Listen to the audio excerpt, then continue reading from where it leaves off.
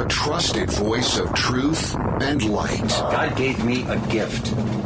I shovel well. I shovel very well. And a rally point for those who've accepted the reality that they are not sheep. We've got a blind date with destiny. And it looks like she's ordered the lobster. This is the Bryan Hyde Show. Hey, welcome to the show. However you found this program, I'm grateful that you did, thankful that you're giving it a chance, and I welcome you to our growing audience of wrong thinkers. Our program is brought to you by great sponsors like the Heather Turner team at Patriot Home Mortgage in St. George, Utah. Sorry, that's for the sake of our international listeners. What? Don't laugh.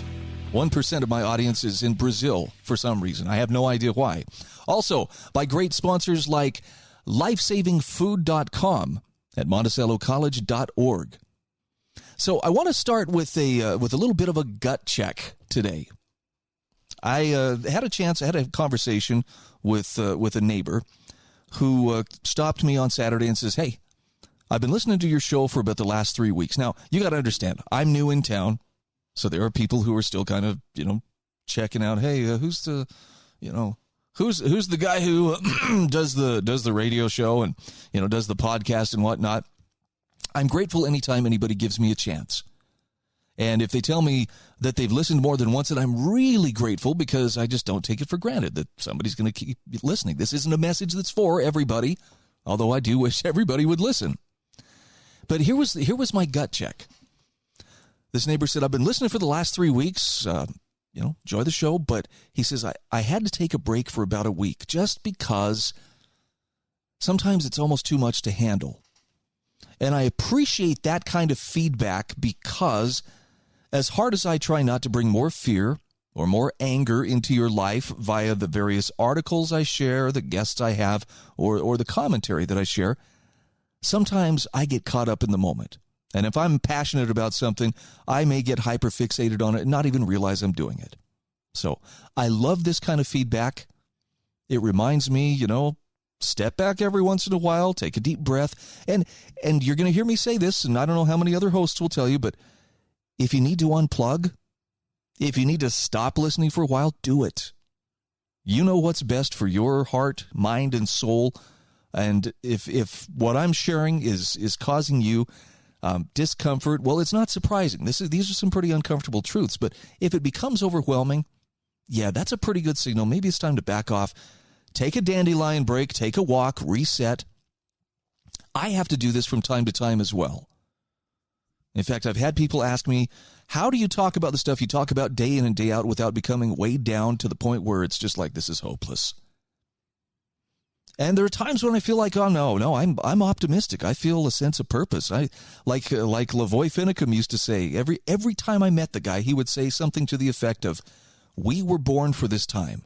And he said it with such conviction that I felt it to my bones. And I still believe that. But there are times when the news starts really stacking up that I find myself going, holy cow, this is hard. So a little bit of advice. I'm not a mental health professional. I'm not even a guy who takes himself that seriously, so it's okay if you turn off the show. I'm all right. Come back and check and see if I've come to my senses at a later time. But I understand. Sometimes you've got to take that break and unplug, and it's surprising how quickly the world starts to look more normal. So there's nothing wrong with that. I want to encourage you to think about this in terms of, yes, these are difficult times. I know it sounds like it's so trite. Oh, these difficult times. We're all in this together. But for some people, this is really, really tough. Economically, politically, health-wise. I mean, our world has changed so much in the last 2 years that it's almost staggering for many people. And the tough part about that is learning how to be resilient. Not just to survive, but to actually improve when things start to go sideways. Came across an article by Leo Babauta, Developing Extraordinary Resilience. And I thought, this would be a great note to start the week on.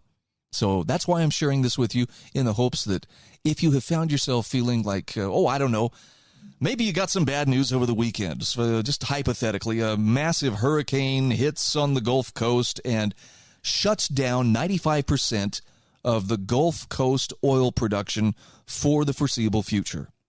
Just hypothetically. If that were to happen, I mean, thank goodness at least gas prices are nice and low right now, but say they were to go higher than right now.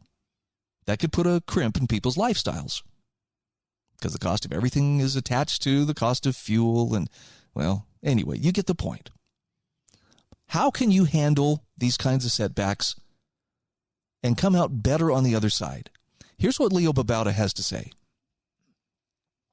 First of all, he recognizes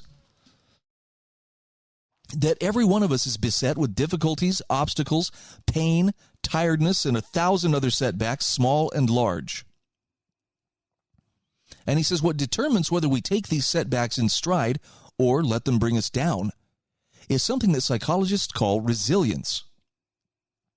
That's the ability to come back from setbacks, to adapt, learn, and not be dragged down by your setbacks.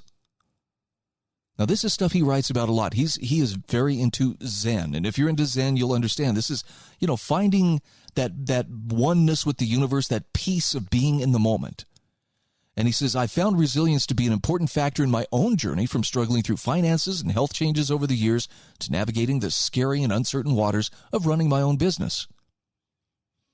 But he says resilience is what has allowed him to run several marathons and an ultra marathon, among other physical challenges, despite injuries and other training setbacks. Okay, good example. It's helped him to write numerous books and courses, even in the middle of personal challenges, fears, delays due to procrastination, and more. It's helped him face challenges such as debt or declining income with a positive attitude and deal with the challenges as they come. I like this next one, too. It's helped him to raise 6 kids, perhaps with a little help from his wife, no matter what difficulties they face or what personal baggage he's bringing as a father. And to deal with deaths in the family with an open heart, not only finding compassion for my own grief, but helping my family members in the midst of theirs. Now, Leo Babauta says, look, none of this is to brag, but it's to show the power of simple resilience. And as I go through that list of his, by the way, I'm thinking, I bet a lot of us are nodding our heads going, okay, he can relate then. He could probably relate to some of the things that I'm going through because I recognize things there that I'm struggling with. Leo Babauta says, I'm not greater than any other human, but resilience has helped me deal with these difficulties as I'm sure it has for many of you. It's such a powerful thing, resilience, but how do you develop it? Because make no mistake, he says it's a set of skills, a set of capabilities or capacities that can be developed over time. Now, some people might be born with greater tendencies toward resiliency, but his point is that we can all get better at it. So he says, I'm going to offer a set of practices that you can work on if you want to develop extraordinary resiliency, and I hope you find them useful. So he says, whenever you face stress or difficulty or grief, pain, struggle, setbacks, failure, disappointment, frustration, anger, uncertainty, whether it's big ones or little ones throughout the day, see it as an opportunity to practice. And these are some of the things he recommends. Number 1, notice what you're not seeing. So when you're frustrated or disappointed or bored or something, it's because you're only seeing what you lack on the bad side of things. That means you're blinding yourself to the whole picture. In this moment of someone being rude to you, do you notice that they're in pain? That they have a tender, loving heart inside of them? That they are in fact a gift? Do you notice your own aliveness, the sunlight around you, the wonderful sounds of the day that surround you? He says in each moment there are amazing things to notice. And when we focused only on the parts we don't like, we're stuck in tunnel vision and therefore missing out on the greatness of life. What is the amazingness you're not seeing? Secondly, he talks about tapping into something bigger than yourself.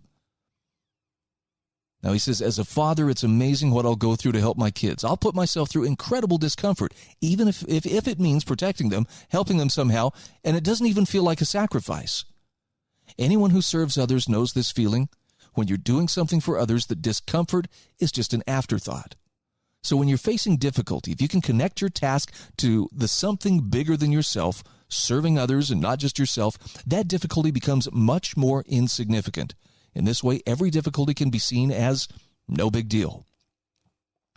Third, he recommends practice compassion for yourself and others. Because when you're in pain, you just notice that. Wish yourself peace and happiness as you would wish peace from pain for a loved one.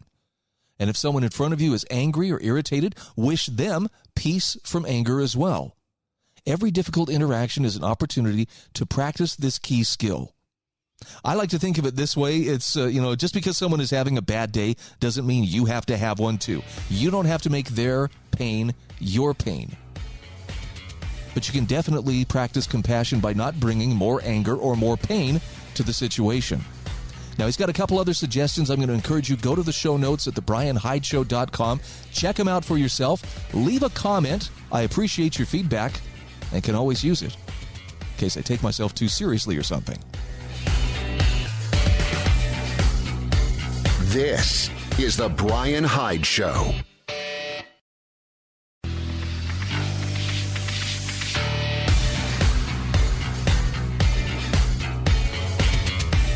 This is The Bryan Hyde Show.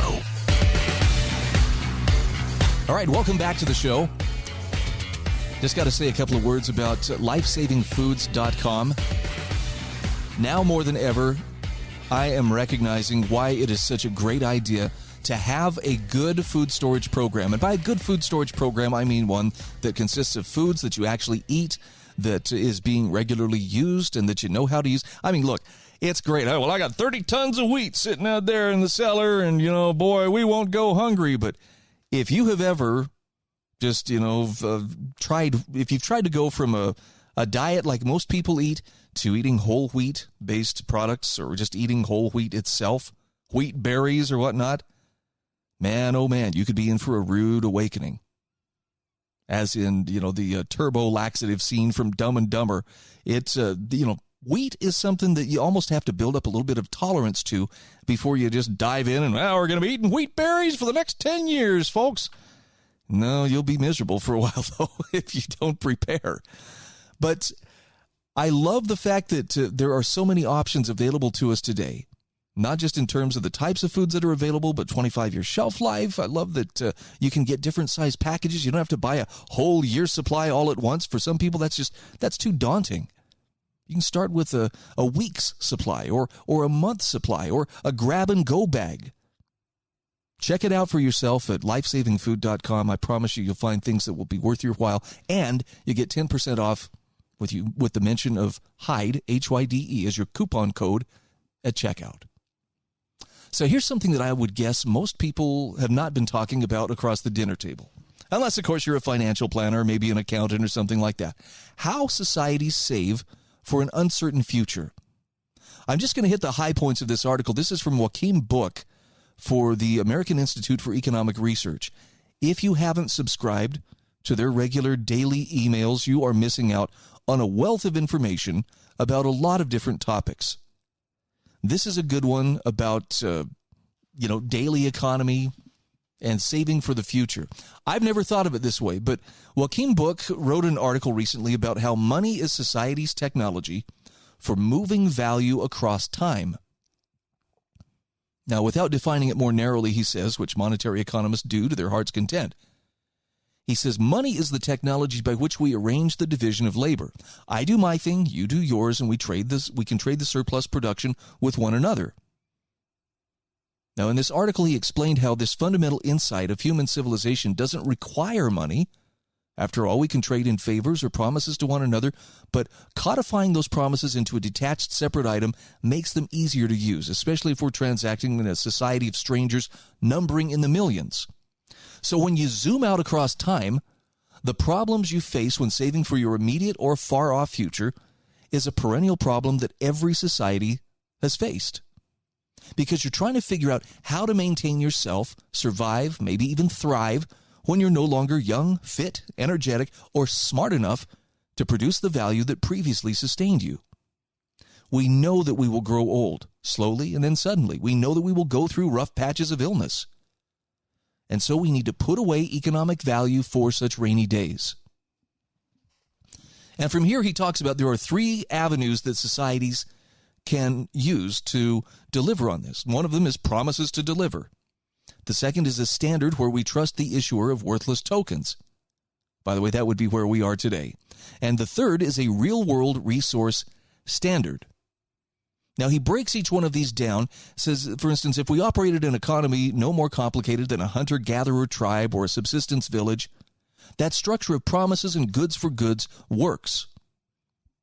Because we don't have money, stocks, real estate, or many durable commodities. Instead, you place your faith in the tribe's future ability to provide us with what we need. We bypass the issues of money and monetary regimes by producing, distributing, and consuming directly the goods and services we require. Now, some economists think, well, that's efficient. You're maximally using all of the few resources you have access to. And here's what it would look like in a real-world example. If I kill a buffalo today, I share it with you, and the implicit exchange is, when I'm too old to kill a buffalo, or on those days when I fail, I share in your successful kill.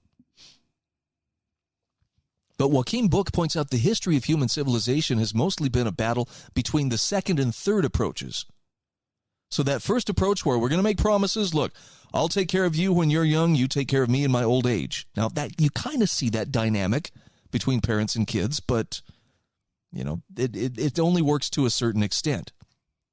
For the most part, the idea of trading or trusting the issuer of worthless tokens and real-world resource standards, those two things have been the battle that we've seen between centralized structures controlling mandated money and structures that use decentralized real-world resources for their monetary purposes. But in that second instance, the minute we can't fully trust one another or can credibly commit or enforce deviations from such trust, those are the only two options available to solve society's value transferring problems. So most of us have experience with central banks operating using paper currencies of negligible non-monetary value and private banks issuing deposits on top of those currencies. Now, I know people don't like to think about this, but it's only money because you believe it's money. The pieces of paper in your wallet or in your purse, yeah, they're cool. Yeah, and I swoon when I see a $100 bill come across my hand too. But in the end, it's really a piece of paper representing $100 in value, and that only works as long as I believe that it's worth that, and everybody else believes that too. If for some reason that trust should disappear, if the person running the printing press misuses it, then we could have some problems. There's a risk for anybody using those tokens, the dollar bills and whatnot. And we're starting to see this now. People who are living on a fixed income, for instance. Every dollar they have socked away in their bank account, in the form of electrons or a note on somebody's ledger, they lose purchasing power from that dollar because of the insane amounts of money being printed and dumped into the economy. This is simple inflation. And so it robs them of purchasing power, and that costs them down the road. If grandma has been living on a fixed income and, she knows I can get by on this much per month, but every month the purchasing power of every dollar in her savings is decreasing, yeah, she's going to have a problem in pretty short order. And then, it becomes more like a Ponzi or pyramid scheme. Now, when that third alternative that he mentions here, using tokens that have some alternative use or intrinsic value in economist speak, meaning the material is worth something to someone. This is where you talk about commodity monies like copper, silver, or gold. Adam Smith's famous analogy was with roads. They take up space that we could have used for farming, but they serve the valuable purpose in allowing us easier transport from here to there and from the past to the present. Now, this could bring us to a discussion of cryptocurrency. He does go into that, and I don't know that he comes by or he comes to a conclusion here that says, "Oh yeah, this is the way to go." But it is good to see that decentralization. And the problem here is, he says, all societies have tried to overcome this issue of moving value through time and ensuring that our individual livelihood will still be maintained when we're too old to produce the value that sustains us. So when you think of it in those terms, what am I doing today to create value that will still be valuable when I reach the age where I'm no longer able to create value? I mean, this is where we need to get a financial advisor on, right? Talk about how money should work for you. And by the way, Joakim Book in his article doesn't really provide okay, so here's the solution. This is what everybody should do. He just points out the problem and explains, people have worked on this, politics, other people's shifting wants and desires, uncertain technologies. These all complicate the situation, but the fundamental problem of how to move value across time to where you need it in the future, something everybody's still working on. Personally, I lean towards commodities as a hedge just because you can put your hands on them. This is the Bryan Hyde Show.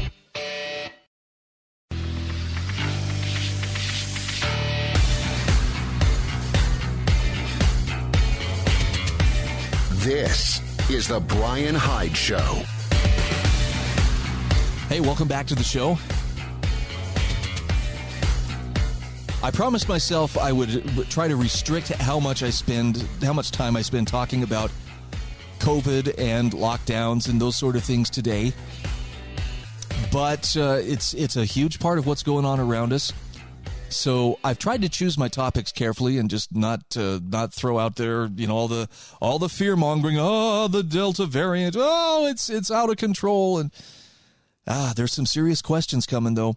And if you're watching the news around the world, and I don't recommend doing this for more than a little bit at a time. In other words, immersing yourself in the news is a good way to build up that fear and that fear addiction. I've heard people use the term fear porn, and I know that's kind of a shocker. Hey, that's uncomfortable here, but I think it really does have. I think that it translates as an analogy. People become addicted to that sensation of whatever. It's not. I don't know if it's your pleasure center or if it's just the fight or flight reflex that activates in your brain. But some kind of endorphins must be released that, man, we go back and we want more. Well, I know that I'm going to regret this, but here I'm going to click on, whatever news source, and I'm going to read this until I'm convinced that, yes, this is everything that's going on. But so often that has a tendency to just bring us down.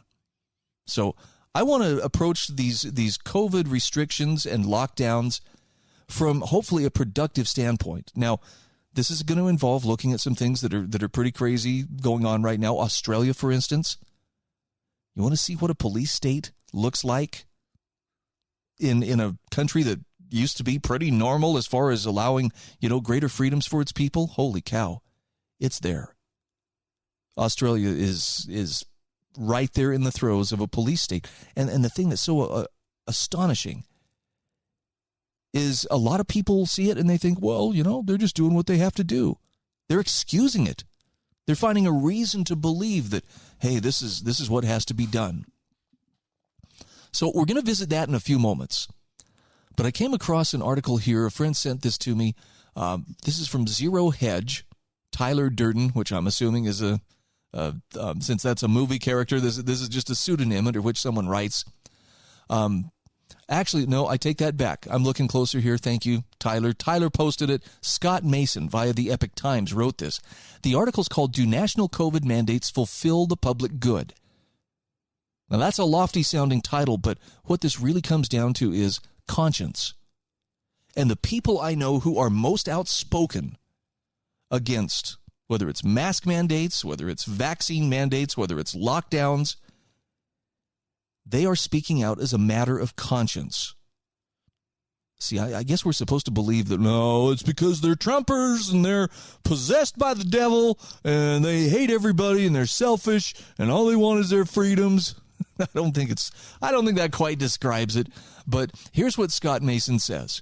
He says, a crisis has now darkened Western democracies just as surely as long benighted dictatorships.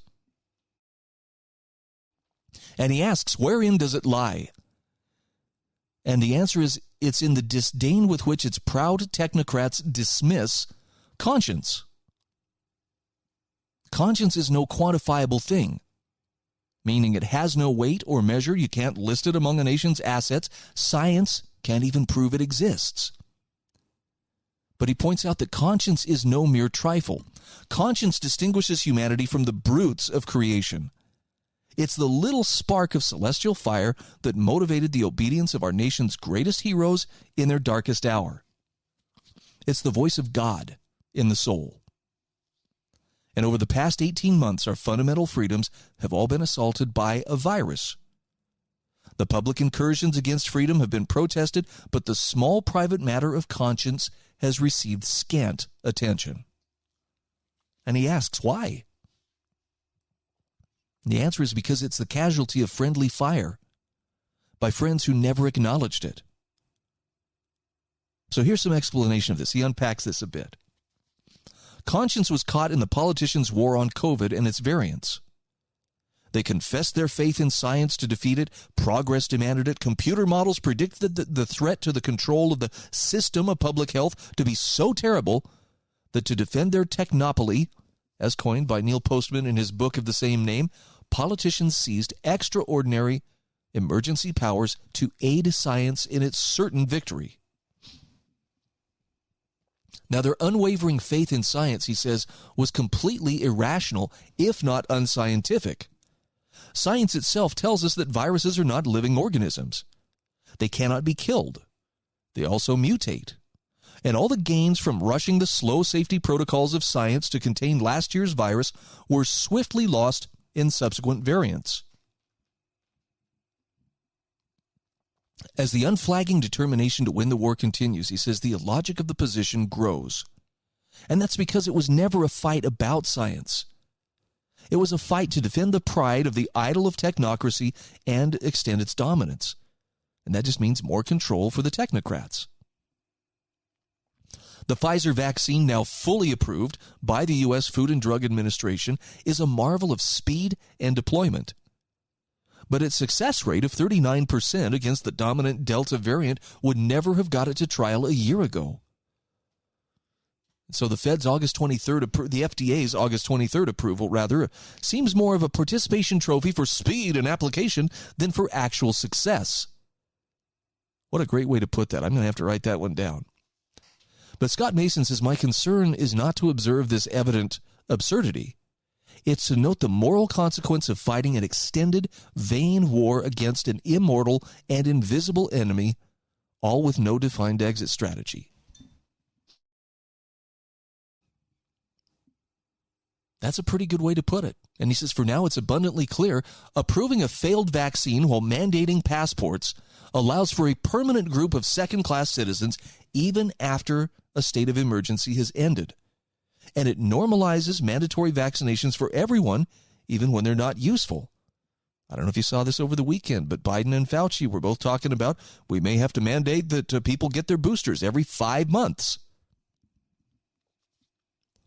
Scott Mason writes, in September, Quebec and British Columbia will require vaccination passports for non-essential activities.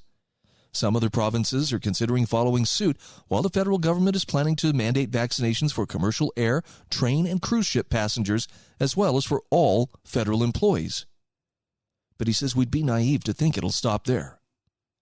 Consciences are being crushed in the mission creep. And he says, now why do I cite conscience as a problem? Well, when politicians waived the legal liability of the vaccine manufacturers, they also demanded the medical community set aside its ethics, first through a sustained campaign of pressure to take the shot, and now through mandates. If the campaign of pressure defied the bedrock ethical principle of informed consent established in the Nuremberg Code, then the mob's call for mandates on doctors and patients to defend our idol of technocracy is in defiance of our very essence as human beings. Martin Luther once noted that to go against conscience is neither right nor safe. And the great civil rights activist Martin Luther King Jr. echoed his words. In his autobiography, he writes, on some positions, cowardice asks the question, is it safe? Expedience asks the question, is it politic? And vanity comes along and asks the question, is it popular? But conscience asks the question, is it right? And the ultimate measure of a man is not where he stands in moments of convenience, but where he stands in moments of challenge, moments of great crisis, and controversy. So the worth of individual conscience is the great legacy of the West. And its blessings have spread with the Nuremberg Code and political defenses of conscience, but we're on the eve of its eclipse. Scott Mason says we're rejecting the lesson of history. Individuals ignore their conscience at the peril of their own souls. And when technocratic science is given the lead over the conscience of the nation, so much greater is the ruin.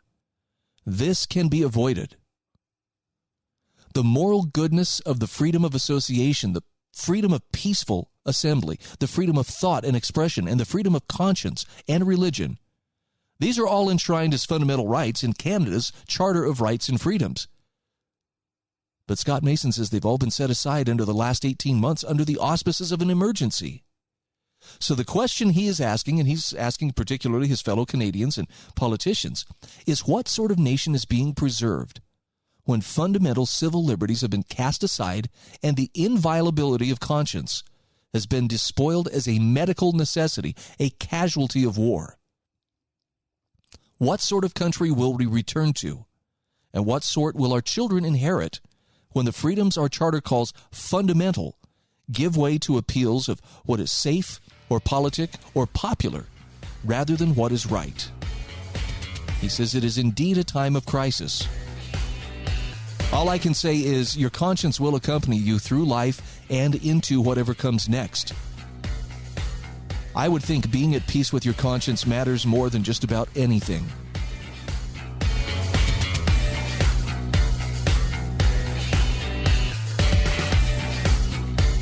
This is the Bryan Hyde Show.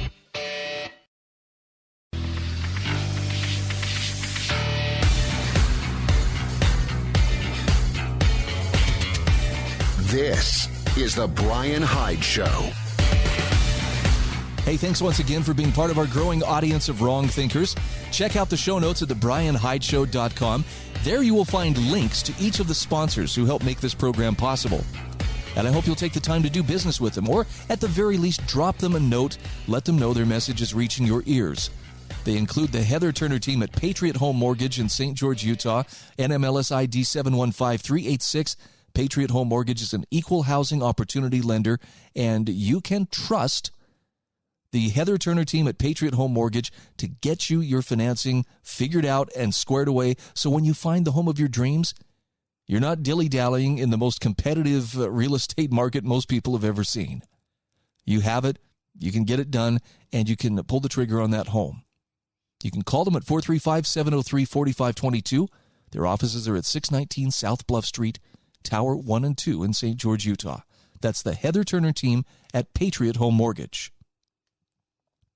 You know, it's wise to learn from your own mistakes, but I also think it's pretty wise when you can learn from the mistakes of others. This is one of the reasons why I think it's brilliant to read classical literature. You know, you want to read about the dangers or the risk and the hazards of adultery. Hey, The Scarlet Letter, that's a classic novel, and it may involve fictional characters, but boy, it tells a story that, a wise person could look at and say, yeah, that invites more trouble than it solves. See how that works? Now, I would like to apply it to a real-world example. Jon Miltimore, writing for the Foundation for Economic Education, describes how Australia has created a police state, ostensibly to stop COVID-19, but the data shows it's not working. And so the question is, what could we learn from their experience? Miltimore says on Monday, New Zealand Prime Minister, this was last Monday, Jacinda Ardern announced the government would be extending its lockdown following an outbreak of the Delta variant. Ardern, at a news conference in the capital, Wellington, said, "We don't yet believe that we've reached the peak of this outbreak or necessarily the edge of it." Meanwhile, in nearby Australia, residents are entering the 9th week of a lockdown that had initially been scheduled for 2 weeks. In many of the hardest hit parts of the city, NBC reports military personnel roam the streets, and authorities issue fines of up to $3,700 to individuals breaking lockdown orders. That policy, by the way, has resulted in violent clashes between police and lockdown protesters. But public health officials have defended the policy, which they say is expected to last at least through September. Kerry Chant, the chief health officer in New South Wales State, says what this is about is buying us time. Now, Jon Miltimore says the decision by New Zealand and Australia to lock down and stay in lockdown as the virus spreads fits a familiar pattern. In 2020, numerous governments around the world went into lockdown to attempt to mitigate the spread of COVID-19. In the United States, public health officials created a 15 days to slow the spread campaign, which quickly devolved in many places into indefinite closures of all economic sectors deemed non-essential. Now, the results of the lockdowns were catastrophic. Millions of job losses, millions of businesses destroyed, surging drug overdoses, increased youth suicide and depression, and a massive decrease in cancer screenings among them.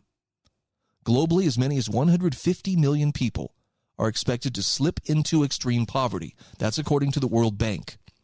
Dr. Jay Bhattacharya, a professor at Stanford University Medical School, recently called the lockdowns the biggest public health mistake we've ever made. The harm to people is catastrophic, he says. And Jon Miltimore writes, the harms would be bad enough, but an abundance of evidence also suggests the lockdowns were ineffective at containing the virus. Nearly 36 academic studies have been published suggesting that lockdowns do little to slow the spread of the virus. And this is something I have to point out. Jon Miltimore has been one of the leading voices writing for the Foundation of Economic Education, which has a stable of stellar thinkers and writers and analysts that write for it. And Jon is one of the best of the best. He's been writing about this ever since the outbreak began. And he makes a lot of sense. He crunches the numbers. And here's what he says. Following the outbreak last year, modelers warned that Sweden would incur at least 96,000 deaths by July 1st without mitigation. Now, they're talking July 1st of 2020. But to date, fewer than 15,000 Swedes have died with coronavirus. And Sweden saw a lower death spike than most of Europe. Moreover, neighbors like Norway and Finland, who had policies similar to Sweden, in fact, less stringent than Sweden, had among the lowest COVID mortality rates in Europe. Lockdowns have not served to control the epidemic in the places where they have been most vigorously enforced. That's what Dr. Bhattacharya told Newsweek earlier this year. Unfortunately, the current lockdowns in Australia and New Zealand are proving no more effective at slowing the virus than the lockdowns of 2020, despite the hardline approach of their governments. I mean, you realize in Australia, the police are actually checking people's Fitbit trackers to determine, did you travel beyond the 2-kilometer, the limitation that we gave you, the bubble that you must stay within in order to remain compliant? And they're telling people very openly, proudly, we will find out who you are and we will punish you. It's remarkable. But despite that hardline approach, Jon Miltimore writes the 3-day moving average for cases is nearly 1,000 in Australia. That's nearly double its peak in 2020. New Zealand, meanwhile, cases have quickly surged to more than 60 per day, despite the fact that New Zealand went into lockdown after learning of a single case of COVID. Whoops. Now, Miltimore says one reason lockdowns struggle to contain the virus is research shows that the stay-at-home orders may actually be counterproductive. University of Chicago economist Casey Mulligan noted in a National Bureau of Economic Research paper published in April, microevidence contradicts the public health ideal in which households would be places of solitary confinement and zero transmission. Instead, the evidence suggests that households show the highest transmission rates and that households are high-risk settings for the transmission of COVID-19. Now, Jon Miltimore says economists at the Rand Corporation and University of Southern California reached a similar conclusion regarding the ineffectiveness of shelter-in-place orders months later.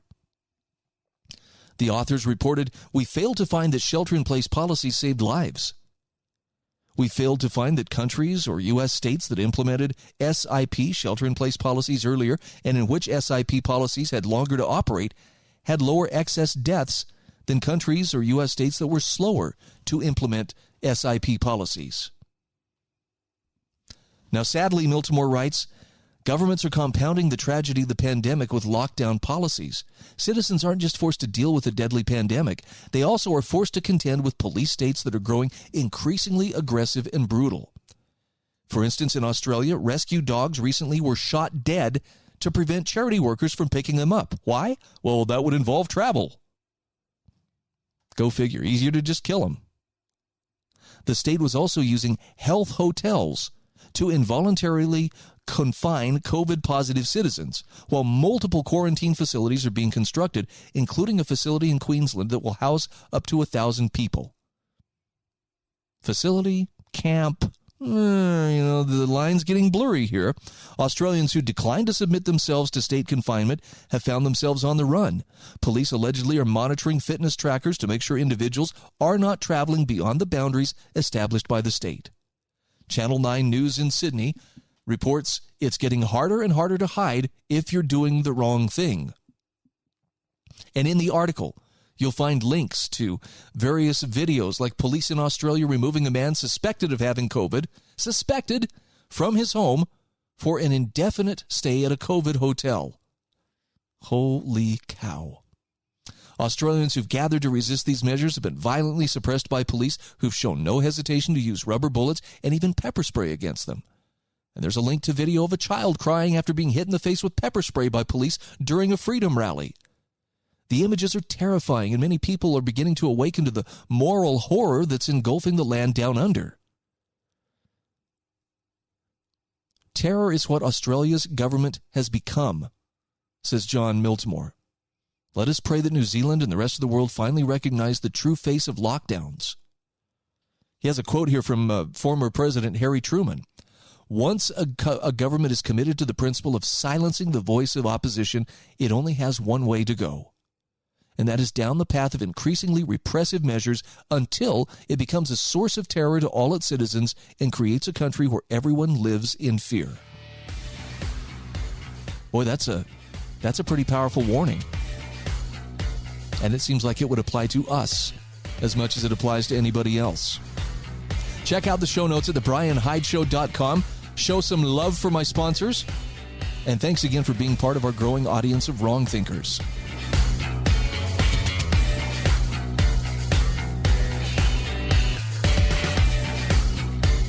This is The Bryan Hyde Show.